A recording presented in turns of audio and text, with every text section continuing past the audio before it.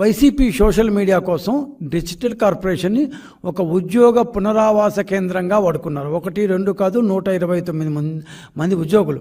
దీనిలో ఇంకా తమాషైన విషయం ఏంటంటే ఐ డ్రీమ్ అనే ఒక యూట్యూబ్ ఛానల్ నిర్వహించే ఒక వ్యక్తికి అదే రకమైన అదే డొమైన్లో ఉన్న ఒక ప్రభుత్వ కార్పొరేషన్కి ఏ విధంగా చైర్మన్షిప్ ఇస్తారు? ఇట్స్ కాన్ఫ్లిక్ట్ ఆఫ్ ఇంట్రెస్ట్ కదా. ఐ డ్రీమ్ అనే ఒక యూట్యూబ్ ఛానల్ ఏం చేస్తుంది? రకరకాల ప్రోగ్రామ్స్ని యాడ్స్ ద్వారా ఇస్తుంది. అది ఒక ప్రైవేట్ కంపెనీ. ఇప్పుడు ఈ డిజిటల్ కార్పొరేషన్ ఏం చేసింది?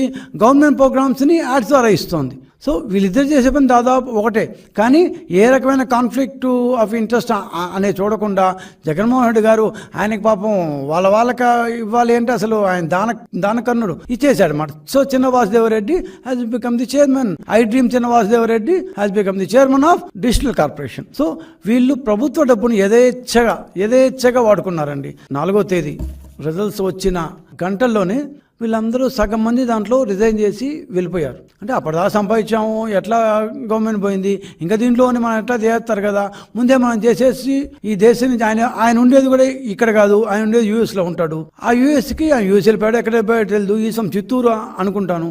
ఆయన వెళ్ళిపోయాడు, దేశం నుంచే వెళ్ళిపోయాడు. అంటే దోచుకున్న రోజులు దోచుకోవడం, గవర్నమెంట్ మారంగానే గంటల్లో రిజైన్ చేసి వెళ్ళిపోవడం. ఎంత తెలివి చూడండి మనుషులకి.